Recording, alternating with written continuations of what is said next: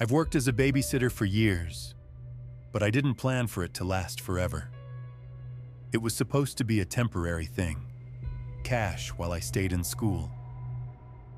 I'd built a quiet reputation in our neighborhood. I showed up on time, didn't snoop, didn't invite friends over, didn't fall asleep on the couch. Parents trusted me with spare keys and alarm codes. Kids trusted me with snacks and secrets and the remote. Babysitting always came with rules, but they were the normal kind. Bedtime, allergies, no sugar after dinner, call if there's blood. Rules that make sense. Then the couple moved into the corner house at the end of my street. They kept their curtains drawn even during the day. Their porch light ran bright at night like a spotlight. No toys in the yard, no bikes tipped over in the grass. The place looked finished, like nobody actually lived there yet. People noticed, but nobody knew anything. They didn't chat at the mailbox. They didn't wave. They didn't show up to neighborhood things. Their names didn't get passed around like everything else did. They were just the new couple in the corner house. I didn't expect them to know me. I didn't expect them to want me. But one evening, as I dragged my trash bin to the curb, I felt someone standing too close behind me, close enough that my skin prickled. I turned and almost dropped the bin handle. A man stood beside me like he'd stepped out of the dark between the streetlights. Mid-30s, neat hair, clean shirt, tired eyes. He lifted both hands immediately. "Sorry," he said. "I didn't mean to scare you." His smile was wrong, not cruel, not friendly, just forced, like showing teeth was part of the interaction and he didn't get a choice. "You're Katie, right?" he asked. I didn't like that he knew my name, but I'd babysat for half the street. It wasn't impossible. He nodded toward the corner house. "We're the new neighbors. My wife and I work nights. We need someone to look after our little son. Just weekdays, early evening." He asked what I charged other families. When I told him, he offered more without hesitation, like he'd already decided. 5 to 10:30, Monday through Friday. Steady pay. I should have said no. I had no history with them, no reference, nothing but that tight smile and the way he looked embarrassed to be asking. But steady work is steady work, and I was trying to keep up with school. So I said yes. Relief moved across his face so fast it looked like pain. "Thank you," he said. "Thank you so much." Then he stepped back into the dark, and for a second, it felt like the night swallowed him whole. Monday evening, I walked up to the corner house at 5 on the dot. The porch light buzzed faintly. Moths fluttered against it like scraps of paper. The air was humid enough to stick to my skin. I knocked. The door opened immediately. A woman stood there with her hands clasped together too tightly, like she'd been waiting inches behind the door. She smiled, and I felt the same weirdness, teeth showing, face tense, like the smile wasn't optional. "Hi, Katie," she said. The man appeared behind her in the hallway. Same smile, same tightness around the eyes. "Come in," he said. The air inside was cool in a basement way. The living room was spotless, staged. The TV was on but turned down so low it sounded like it was happening in another house. A wall clock ticked loudly enough to fill every quiet space. I looked around. No child, no footsteps upstairs. Nothing. I tried to keep my tone casual. "So, where's Eddie?" The woman answered too quickly. "Our little Eddie is a very good child." "Okay," I said, forcing a small smile back. Should I introduce myself?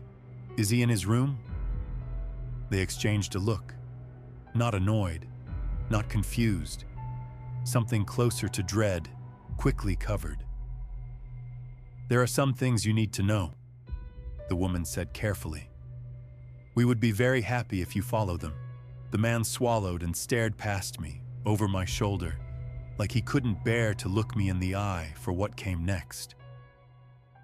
Our girl has a high imagination, he said. If you see her talking to someone, you act as if it's real too. I blinked. Her? Neither of them corrected themselves. Their smiles stayed fixed, teeth still showing. The man continued, faster, like he needed to get it out before he lost his nerve. After 8 o'clock, don't say her name.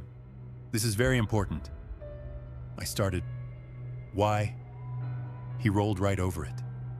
If you see her drawing, don't touch her. Let her draw. In fact, don't even stand very close to her. My stomach tightened. Drawing. Okay. And one last thing, the woman said, voice steady but thin. No matter what, don't get angry at her. Don't scold her. She loves joking a lot, but she is a good child. They stood there and smiled like they were bracing for me to laugh at them. I didn't know what to do with any of that. My brain kept trying to file it under overprotective parents or weird bedtime routine or quirky family stuff. But the way they said it didn't sound quirky. It sounded like instructions for a storm shelter. Still, rent and tuition don't care about vibes. I can do that, I said. I've handled imaginary friends before. Their relief was immediate and unsettling. The man exhaled like he'd been underwater. They left within minutes. No lingering. No text me if you need anything. The man checked his watch twice, then held the door open for the woman. Before he stepped out, he looked at me and said very clearly, "Thank you, Katie." The door shut. The house felt quieter the moment they were gone. Not silent, but watchful. The clock's ticking sounded louder. The TV's low voices sounded farther away. I called, "Eddie?"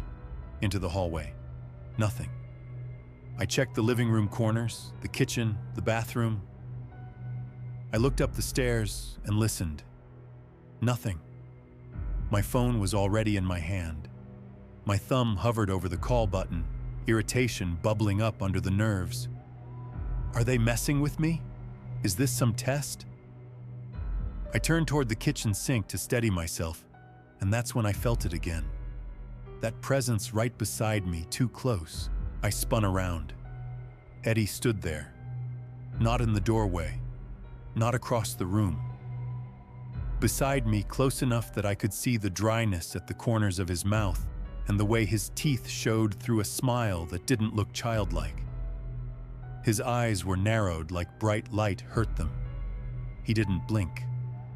Fear hit me so fast it made my hands tingle, and I broke the rule before I even remembered it existed. "What is wrong with you?" I snapped.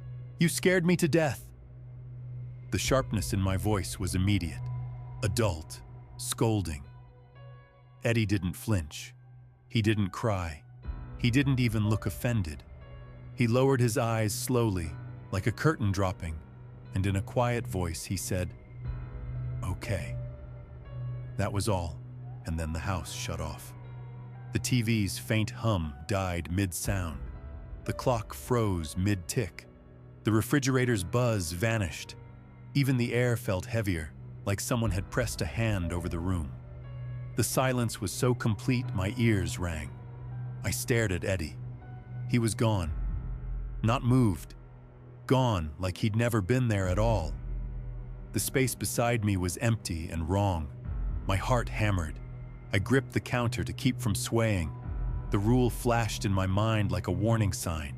Don't scold her, no matter what. My hands shook as I called the number the man had given me. He picked up on the first ring. "Katie?" His voice was already tight. "I yelled," I said. "I'm sorry. He just appeared and I..." The woman's voice cut in, urgent. "Are you hurt?" "No," I whispered. "I'm fine, He's not here now. He vanished. I don't..." There was a horrible pause, like they were listening to something on their end, too. Listen to me, the woman said, voice trembling at the edges. You have to apologize, sincerely. Tell her you love her. Tell her you will never upset her again. Say it like you mean it. Please. My throat tightened. None of it made sense, but the dead, pressed silence around me made arguing feel dangerous. Okay, I managed. I hung up and turned slowly, scanning the hallway, the living room, the front door. My pulse thudded in my ears. Eddie? I said softly, and even saying it felt like stepping onto thin ice. I'm sorry. I shouldn't have yelled. Nothing. I swallowed hard and forced the words out the way the woman told me to. Plain, sincere, no sarcasm, no edge. I'm sorry, I said again, louder, like I was speaking to someone hiding behind a door. I love you. I won't upset you again. I promise. For a second, nothing changed. Then Eddie appeared near the front door like he'd been standing there the whole time, head tilted, smiling. The TV hummed back to life. The clock resumed ticking. The refrigerator buzz returned. The house released its grip on the air like it had been waiting for those words. I stood there breathing too fast, my hands still shaking. Eddie's smile didn't change, but the pressure in the room eased. He looked at me like I'd finally done something correctly. Come on, he said softly, as if nothing had happened at all. Let's cook. After the clock started ticking again, I didn't let myself stand still. That was the first lesson the house taught me. If I paused long enough to think, the fear would catch up. So when Eddie said, "Let's cook," I nodded like this was the most normal Monday evening in the world and followed him into the kitchen. The kitchen was spotless in the same staged way as the living room. Nothing left out. No crumbs. No dish towel draped over the oven handle. The fridge was full, but it felt curated, like someone had stocked it for appearance, not appetite. Eggs, sliced deli meat, a block of cheese, a bottle of ketchup with the label peeled halfway off, bread in a sealed bag, a few leftovers in identical containers with no dates. I kept my voice gentle. I kept my face soft. I did not scold. I did not let even a hint of edge into my words. Okay, I said. We can do eggs, or grilled cheese, or both.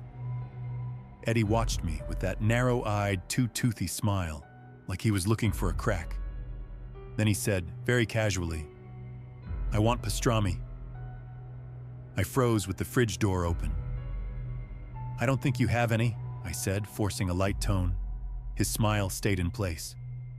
We do sometimes. Well, not tonight, I said.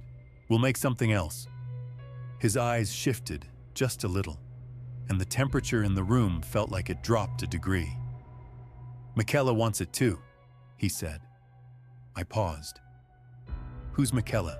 He turned his back to me like I wasn't there anymore and stared at the empty corner beside the pantry. Then he started talking to it in a low, serious voice. At first, I told myself it was an imaginary friend. Kids do that. I'd seen it a dozen times. I remembered the first rule, act as if it's real, and my stomach tightened because suddenly that rule didn't feel like a parenting quirk.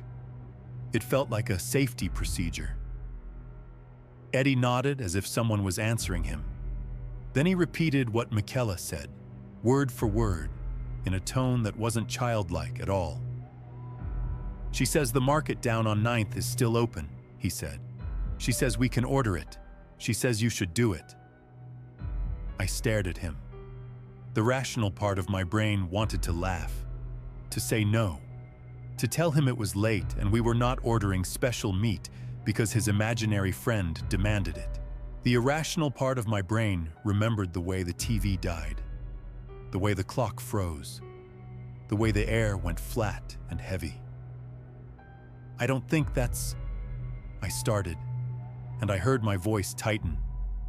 I heard the impatience in it. I heard myself heading toward scolding again. Eddie's shoulders lifted slightly, like he was pleased. "Don't be ridiculous," I said anyway, because sometimes the mouth moves before the mind catches it. There's no Michaela. There's no market open. We're eating what's here." The second the words left my mouth, the corner of the kitchen filled. Not with a person the way a person enters a room, more like a wrong color bleeding into a photograph. Something stood where nothing had been. It was roughly human-shaped, but not human. Its face was a bright, wet red, like raw skin. Its body was green in a way that made my eyes hurt to look at. Its eyes were solid black, not reflecting the kitchen light at all, and its nose, if it was a nose, was too long, like it had been pulled forward and never snapped back into place. It didn't blink. It didn't breathe. It just existed, and my brain scrambled to label it anything besides real. Eddie looked at the thing like it was his friend at a sleepover. "She's mad," Eddie said calmly. "You're supposed to listen." My hands were shaking so hard, the fridge door trembled on its hinges. I forced myself to swallow, forced myself to speak without a tremor. "Hi," I said, and it came out thin. "Hi, Michaela." The thing's head tilted, a fraction. The air in the kitchen felt tighter, like plastic wrap over my mouth. "Okay," I said quickly, louder, the way you talk to a kid who's about to throw a tantrum. "Okay, we can order. We can do that." Eddie's smile widened. "I didn't ask for a name of a store. I didn't want a name. I didn't want anything I could look up later and prove to myself this was insane." I used the number Eddie rattled off from memory like he'd said it 100 times. My fingers kept slipping on the screen because sweat was slicking my hands. The person on the other end didn't sound surprised by my request. They didn't even ask many questions. They gave me a total, told me a delivery window, and then, without thinking, I agreed. A few minutes later, a small receipt printed from a compact machine on the counter that I swear had not been there when I walked into the kitchen. Thin paper, warm to the touch, curling at the edges. I stared at it like it was a contract. Eddie patted it once, gently, like you pat a pet that's behaving. "Good," he said. Then he glanced at the corner again, listening. "Michaela says good." I made eggs anyway, because I needed something to do while I waited. We ate at the table under a bright ceiling light that made everything look pale. Eddie talked about school starting soon, about friends I hadn't seen, about things he liked. Sometimes he turned his head mid-sentence and spoke to the empty air beside him, and I forced myself, every time, to nod, to answer, to act like it was normal. Each time I hesitated, the house felt like it leaned closer. The delivery came. I didn't see anyone through the front window. I just heard a soft knock, and when I opened the door, there was a plain paper bag on the porch, like it had appeared out of the wood. The porch light buzzed overhead. The street beyond was too still. Inside the bag was pastrami, still cold, wrapped tight. Eddie looked satisfied in a way that didn't feel like a child getting what he wanted. It felt like a test passed. By the time we finished eating, the clock read 8:20. I stared at those numbers longer than I needed to. After 8 o'clock, don't say her name. The rule sat in my head like a splinter. I cleaned the table, folded the receipt into a neat square, and set it beside my phone like a reminder I couldn't ignore. Eddie drifted away from the kitchen without a sound. One moment he was there. The next, he wasn't. I didn't chase him. I didn't call out. I didn't do anything that could be a mistake. I turned the TV up a little, not loud, just enough to hear it, and sat on the couch with my hands clasped tight in my lap. The clock ticked steadily. 8:31, 8:32, 8:33. I told myself, don't say her name, don't scold. If she talks to someone, you talk too. If she draws, you stay back. And somewhere upstairs, faintly, I heard the first sound of movement. I heard a soft scrape, then a thump, then a slow creak, like someone putting their weight down carefully. I stared at the ceiling. Babysitters learn to identify noises. Kid noises, pet noises, house noises. This didn't sound like a kid sneaking snacks. It sounded like something making sure I heard it. I waited for another sound. Nothing. My nerves tightened into irritation, sharp and stupid. I told myself it was Eddie getting ready for bed. I told myself it was normal. Then the scrape came again, closer to the stairs. My mouth moved before my brain could grab it. "Eddie?" I called. I regretted it instantly. I looked at the clock like it could scold me back. 8:41. After 8, don't say her name. Nothing happened right away. No lights flickered. No sudden silence. The delay made me feel foolish, so I did it again. "Eddie?" Louder this time, like volume could fix whatever was wrong. Still nothing. I heard myself mutter under my breath, "Stupid rule." The air shifted at that word. Not like wind, more like the room tightened, like the house leaned an inch closer. Then I heard footsteps on the stairs, slow, measured. Not a child coming down to ask for water. Not a child at all. Pause. Listen. Don't move. A figure appeared at the top of the staircase. For a split second, my brain tried to force it into Eddie's shape. Tried to make it small, harmless. It didn't fit. The thing that stepped into view had hair hanging in tangled ropes, too long and too heavy. Its skin was pale in a dead way, like paper left in a damp basement until it softened and spoiled. Its eyes were black, solid, flat black, with no shine.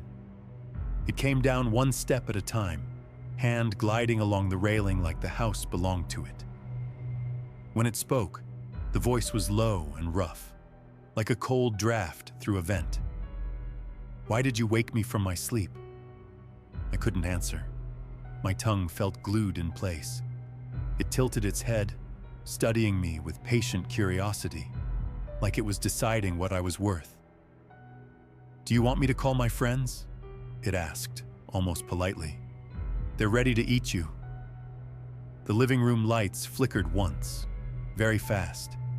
Then the room started producing shapes, not bursting out, forming, slowly, like wet clay pressing through cracks.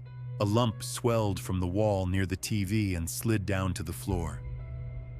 Something crawled out from beneath the coffee table, even though there was nothing under there to crawl from. The television screen rippled like liquid and then went still again. They were mud-colored and eyeless, different sizes, different wrong shapes. Some dragged themselves, some just leaned into existence and stayed there, waiting. They didn't rush. They didn't need to. My hands went numb. My heartbeat turned heavy, slow, like my body was realizing panic wouldn't help. None of the rules told me what to do now. The parents hadn't given me a plan for this, and in that moment, the only thing I could think to do was something soft, something meant to calm, meant to soothe, meant to put a blanket over the sharp edges of fear. I shut my eyes. That felt dangerous, but keeping them open felt worse.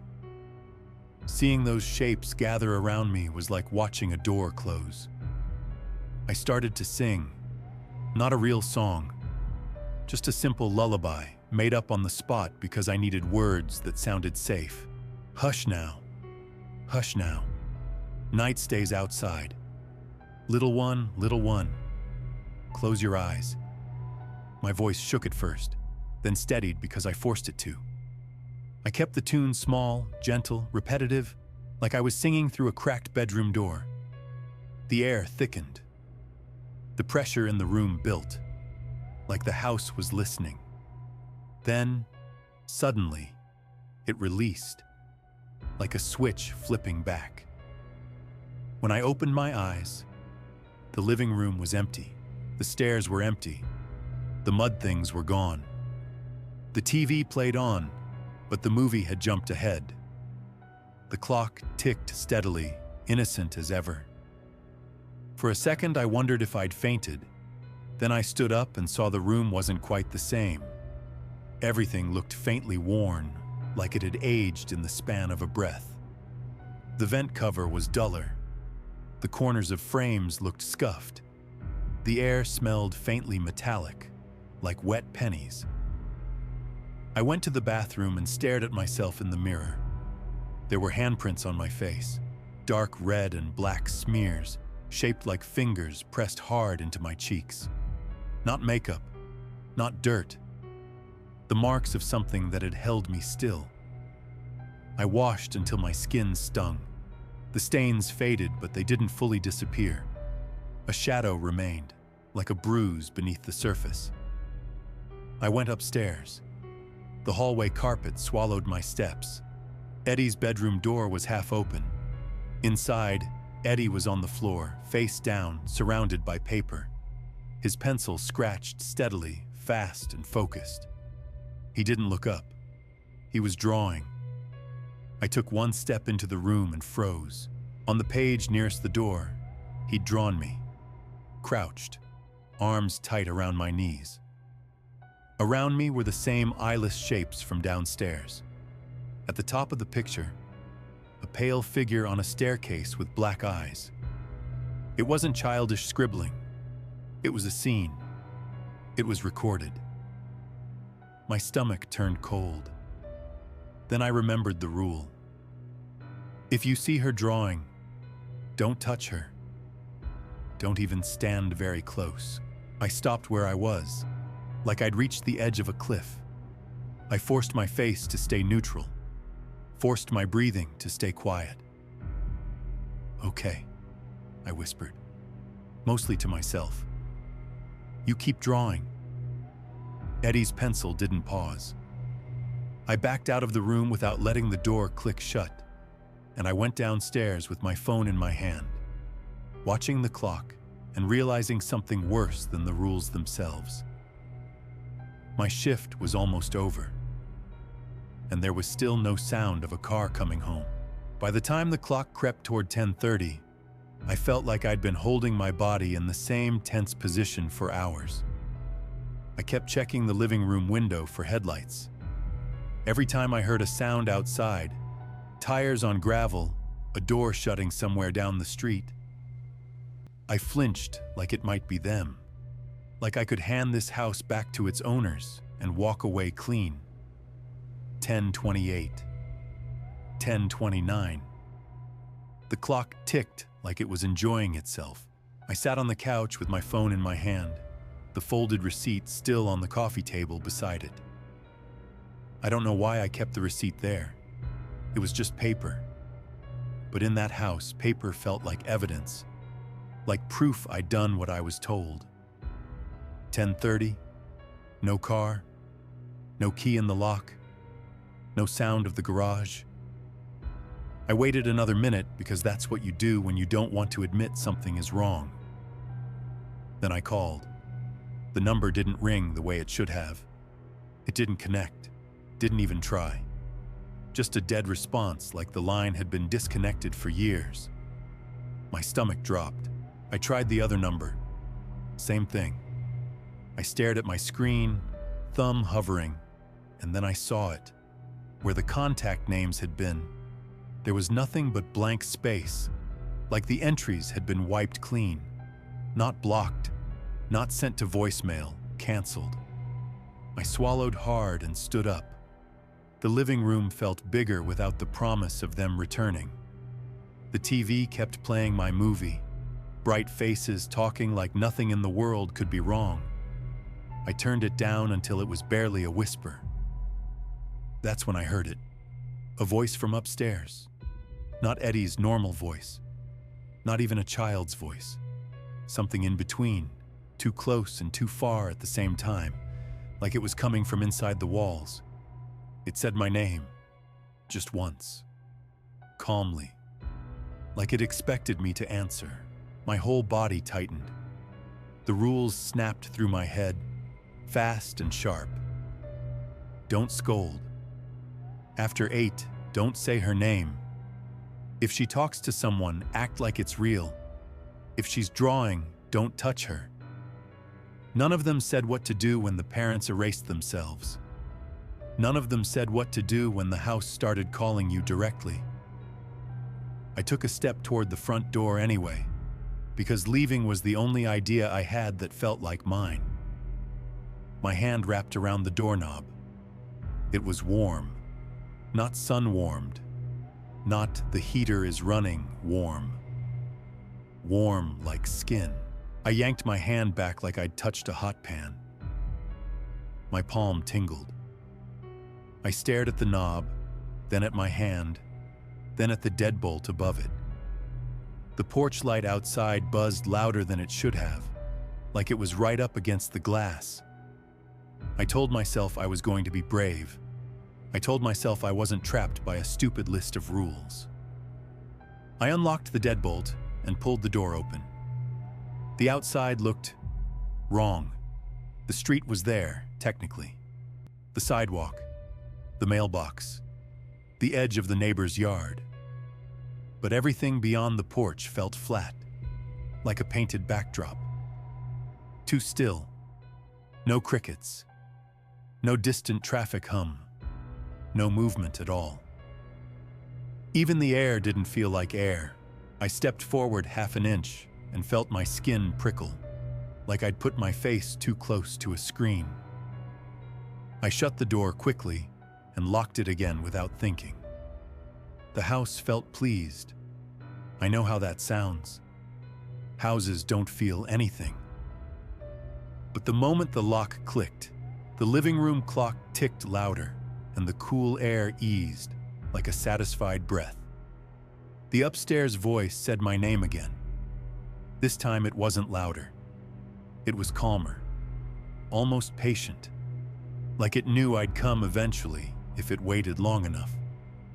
I stood at the bottom of the stairs with my phone in my hand, staring up into the dark. The staircase was only half lit by the living room lamp, and the shadows on the steps looked too deep, like they were filled with thicker air. Then I heard the pencil again. Scratch, scratch, scratch. Steady, continuous, like someone working. I looked back at the coffee table. The receipt I'd folded earlier had uncurled on its own. The paper was thin, but it lifted at the edges like it was breathing. I hated that my brain kept treating it like it mattered. But in that house, it did matter. It felt like proof I'd agreed to something without reading it. My throat tightened. Michaela? I said quietly, because it felt safer to address the thing I'd already seen than whatever was upstairs. The pantry corner darkened by half a shade, not because the light changed, because something in that space gathered itself. I didn't see the full shape yet, but I felt the presence the way you feel a person standing behind you. I kept my voice polite, gentle. I didn't let frustration leak into it. I need to go home, I said. My shift is over. No answer. Upstairs, the voice called again, closer now, as if it had moved to the top landing. Then it spoke a full sentence. Come on, it said, soft and coaxing. Let's cook. I froze. Not because of the words, because of the way it said them.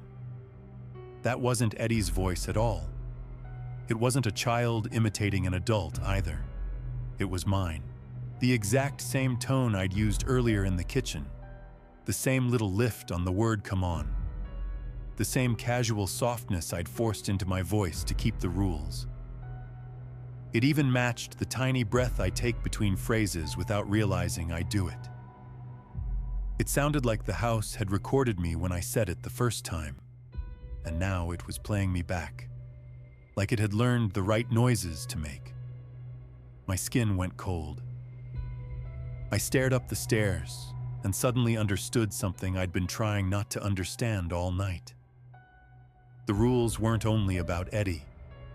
They were about keeping the house satisfied, about feeding it the correct responses, the correct tone, the correct submission. The voice upstairs said nothing else. It didn't have to. It had already proven it could wear my voice like a mask.